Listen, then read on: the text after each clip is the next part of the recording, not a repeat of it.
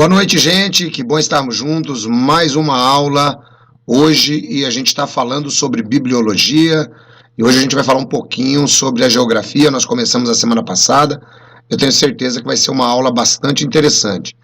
Bom, a gente vai falar um pouquinho agora sobre os montes na Bíblia. Os montes sempre exerceram um papel muito importante lá na vida da adoração de Israel. Nós temos aí alguns montes que estão situados ali próximo mesmo a Jerusalém e também se estendendo ali por outras regiões. Portanto, é muito importante a gente ter mais ou menos uma noção desses montes, onde eles estão localizados e o que teve de acontecimento importante, tá?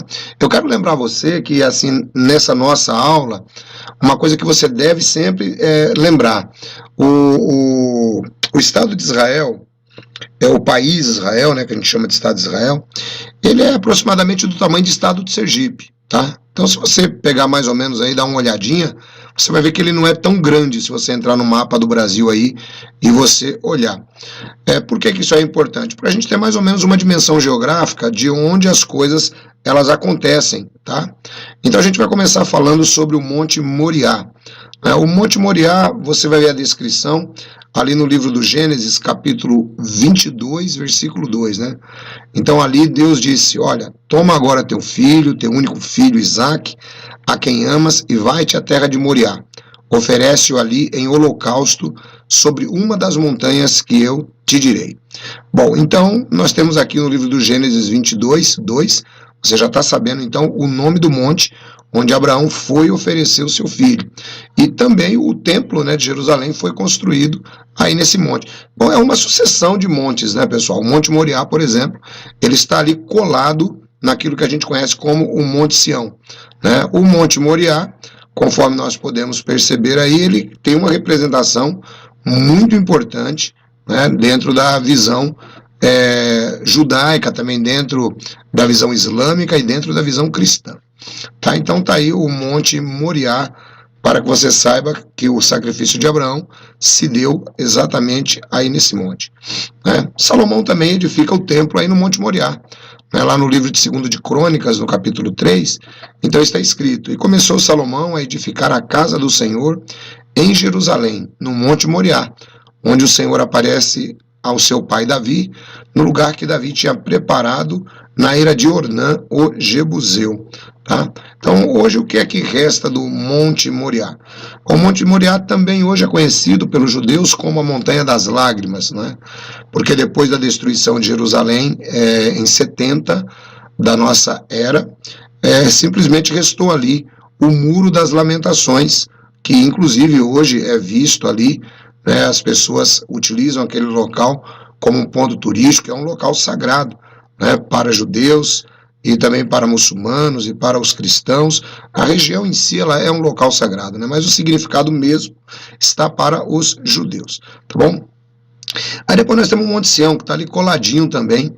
O Monte Sião representa algo bastante importante, não só para os judeus, mas como para o próprio Jeová.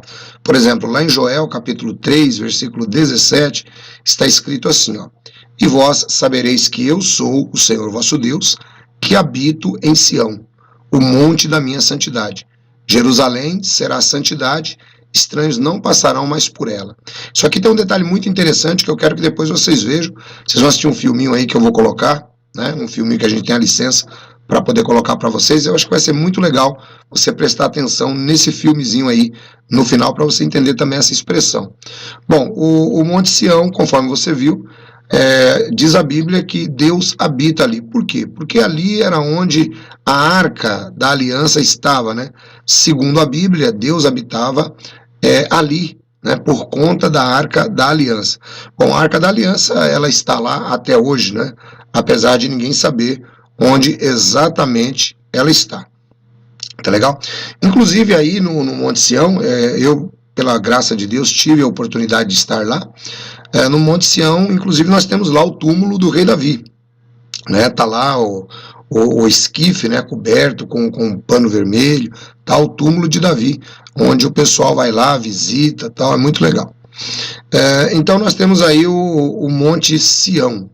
Aí depois nós temos o Monte Sinai. Muitas vezes a localização do Monte Sinai ela é muito interessante porque o apóstolo Paulo diz que esse monte é um monte na Arábia, né? E aí a gente conhece esse monte ali próximo ao Egito. Claro que quando Paulo fala isso, Paulo está se referindo ao macro da região e não simplesmente à primeira localização que nós conhecemos. Tá? O Monte Sinai é o monte onde Moisés ele viu a sarça queimando, né? Conforme nós vemos aí no livro do Êxodo, capítulo 3, versículo de 2 a 5, que está escrito assim, ó, e apareceu-lhe o anjo do Senhor em uma chama de fogo no meio de uma sarça, e olhou, e eis que a sarça ardia no fogo, e a sarça não se consumia.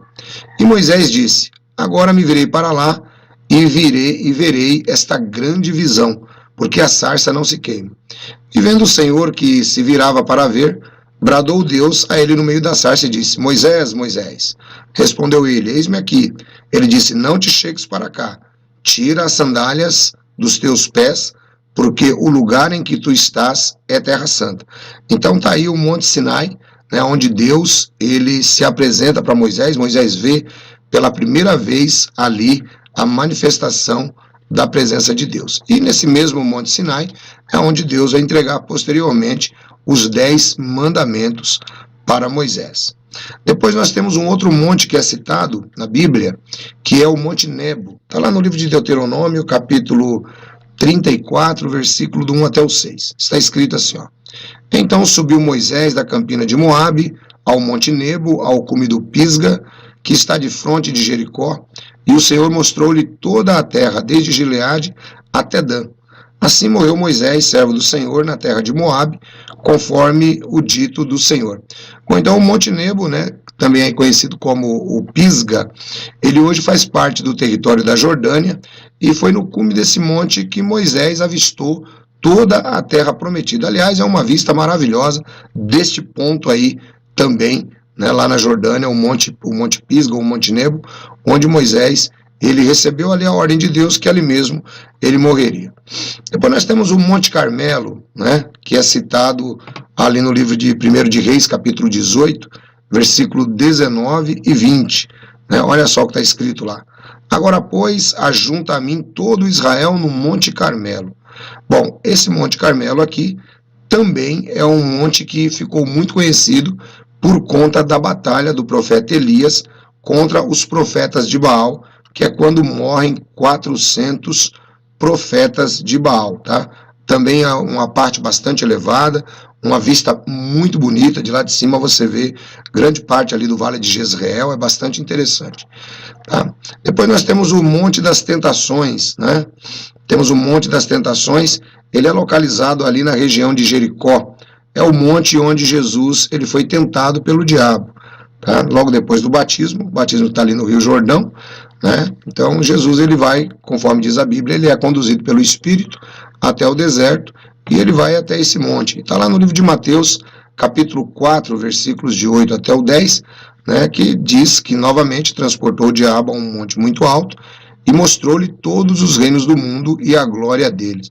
E é ali naquele monte que Jesus, né, ele vence a Satanás naquele momento da tentação.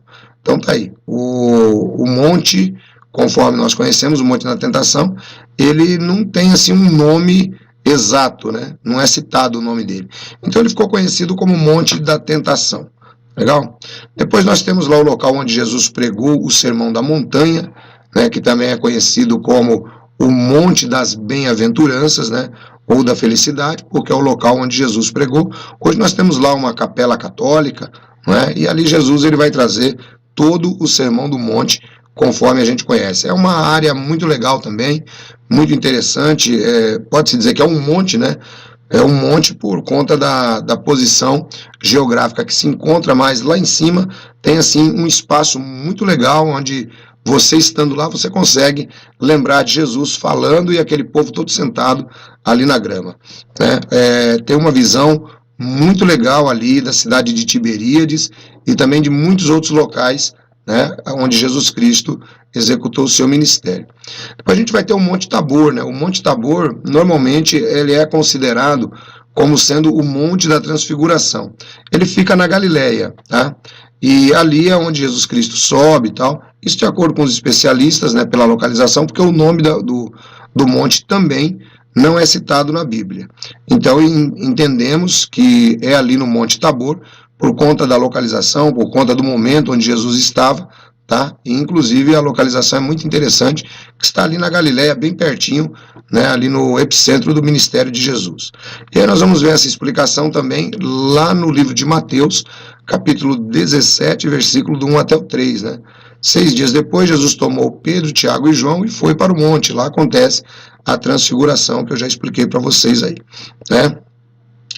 Conforme a gente pode ver também, nós temos o Monte das Oliveiras, tá? O Monte das Oliveiras, ele abriga ali o jardim do Getsemane, né? O Getsemane, como você deseja chamar.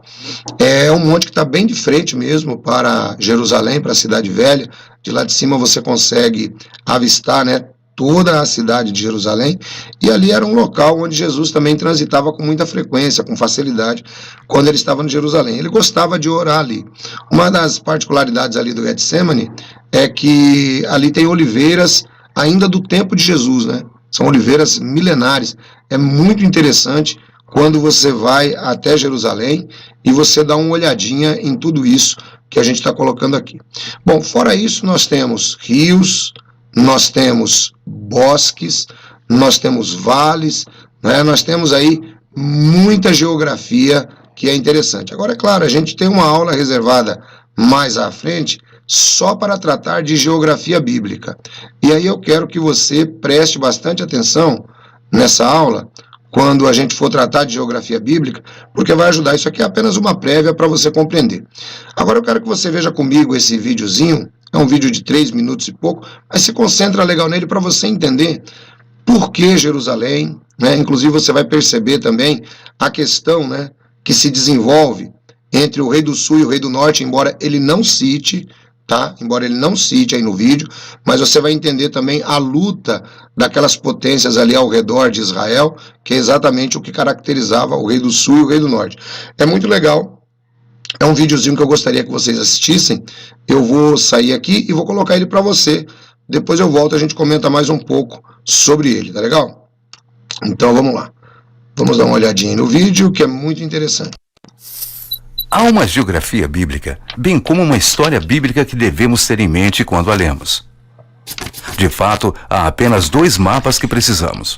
O mapa do Oriente Médio inteiro e um mapa da Terra Prometida no Oriente Médio.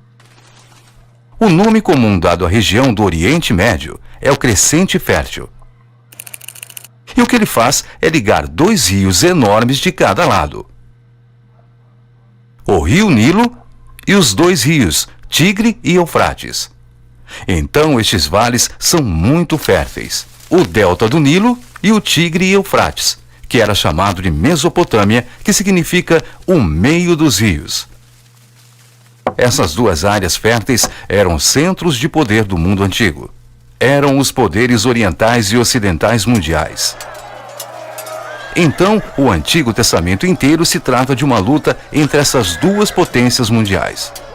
Entre o Egito e os diferentes impérios que surgiram aqui, principalmente a Síria e Babilônia. E no meio disso, a Terra Prometida. Observe que o deserto árabe está aqui, e o Saara fica ali. Então, quando essas potências se atacavam ou tentavam se sobrepujar, elas tinham que passar por este pedaço de terra aqui. Todo o tráfego era direcionado por esta faixa costeira, o que significa que aqui é a esquina do mundo. A estrada da Europa desce pela costa, atravessa a planície de Esdrelon pelo Vale do Jordão e passa para o outro lado, até a Arábia. A estrada da África sobe pela planície costeira e atravessa pelo mesmo Vale de Esdrelon. Sobe por Cafarnaum e Damasco e segue para a Índia e China. Então a esquina do mundo fica precisamente aqui, numa pequena colina chamada Megido. Esse nome em hebraico é Armagedon. É por isso que a maioria das grandes batalhas da história se passam ali, na esquina do mundo. Perto daquela esquina há o vilarejo de Nazaré. E um garoto de Nazaré pode ver o mundo passar por lá. Ele pode se deitar na colina, como se estivesse no salão de um aeroporto, onde se vê todas as nações indo e vindo. É por isso que chamam essa parte do norte de Galileia das Nações, porque era uma encruzilhada internacional. Enquanto que mais ao sul, nas colinas, era muito isolado e judaico. E Jerusalém fica ali, acima dessas colinas. Então, há duas partes da terra prometida. A parte internacional, em que todas as nações iam e vinham, e essa parte bem judaica, isolada nas colinas com Jerusalém. Então, você pode ver a importância dessa terra, na qual Deus plantaria seu povo, na encruzilhada do mundo, onde todos podiam vê-los, onde eles poderiam ser o modelo do reino dos céus na terra. E o mundo inteiro poderia ver as bênçãos que vêm para os povos, vivendo sob o governo de Deus. Mas eles também veriam as maldições pela desobediência ao governo de Deus.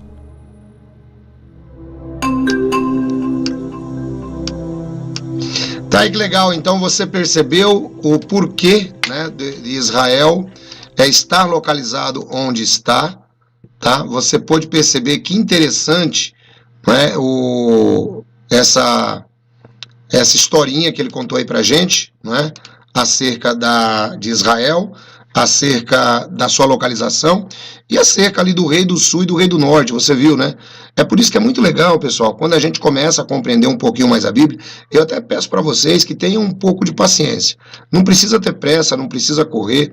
Nós não somos gnósticos que dependemos de buscar um conhecimento para antes de ontem. Nós não vamos ter elevação pelo conhecimento. O conhecimento, ele salva a vida, o conhecimento, ele te ajuda a sair de situações complicadas, mas é gradativo, é devagarzinho. Por que eu estou falando isso para vocês? Porque muitas vezes vocês, principalmente que nos acompanham aqui no canal, vocês estão acostumados aí com essa visão antiga, né, principalmente que algumas seitas colocam aí, essa questão de rei do sul e do rei do norte, tentando transferir isso para o ocidente. Gente, não tem nada a ver. Tinha propósito de Deus em colocar Israel naquele lugar, conforme vocês estão vendo aí. O rei do sul e o rei do norte está ali, Egito, Síria, Babilônia, Líbia, aquele pessoal todinho que está ali, né? Se nós esperamos algo maior, isso vai vir ali do Oriente Médio, não vai vir dos Estados Unidos, não vai vir da Rússia, não vai vir de lugar nenhum, vai vir dali. Ali é o berço do mundo, ali é o berço da civilização. Toda a história começou ali e toda a história vai terminar ali, entendeu? Então é isso daí que é muito legal de você entender. Então da próxima vez que você estiver pegando a Bíblia, que você estiver dando uma olhada, ou você ouvir alguém falando, né, olha, sobre os montes da Bíblia, o Monte Carmelo, o Monte Nebo, você já sabe que tudo isso está localizado ali dentro de uma região pequena, não dá para ser tão longe, você consegue viajar isso aí, inclusive um dia você viaja Israel inteiro, é muito tranquilo, de ônibus, claro, né? Agora, um ponto que eu acho muito legal nisso aqui tudo é você ter mais ou menos uma noção da geografia. Na última aula, nós mostramos, por exemplo, a localização do Monte Sinai e mostramos lá o Golfo de Acaba e o Golfo de Suez, né, que é exatamente ali a região onde Israel esteve peregrinando durante os 40 anos. Mostramos ali o momento, né, onde Deus ele dá até as tábuas de pedra para Moisés. Lembramos que aquela viagem de Israel, onde eles estavam ali no delta do Nilo, até onde Jeová mandou eles ir, ia dar só 2 anos mais ou menos de viagem, né? Mas, devido à desobediência do próprio povo, Deus desvia a rota deles e aí começa toda aquela reclamação e tal. É muito legal quando você pega. Eu recomendo que você pegue o Êxodo capítulo 12 e aí você dá uma lida mais ou menos até o capítulo 20. Êxodo 12 até o 20, você vai ver toda a trajetória de Israel depois que eles saem da terra do Egito. Tá bom? Aí você vai ver que eles chegam, por exemplo, lá a Elim, onde havia 70 palmeiras. A palavra Elim significa lugar de refrigério. Você vai perceber que eles chegam ao Monte Sinai. Ali, gente, é um verdadeiro tour. Você às vezes fala assim, puxa vida, eu tinha tanta vontade de conhecer Israel. Olha, depois dessas nossas aulas, com esses mapinhas, e você pegando a Bíblia, recomendo até uma Bíblia NVI, que a linguagem é mais fácil, e você pode viajar literalmente aí na sua forma de ver a Terra Santa.